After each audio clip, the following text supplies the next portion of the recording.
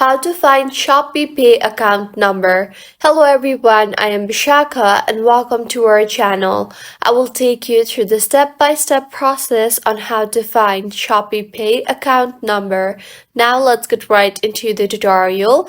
Firstly, go ahead and open your ShopeePay application or the ShopeePay website and make sure you are signed in. If not, then go ahead and sign yourself in by entering your login credentials. Once you have signed in, you will land on the home page of ShopeePay. Now here, go ahead and tap on your profile icon you see there, and next locate and tap on the ShopeePay icon. Once you are in the ShopeePay section, find and tap on the request button, and this is actually where you can request funds or payments from other.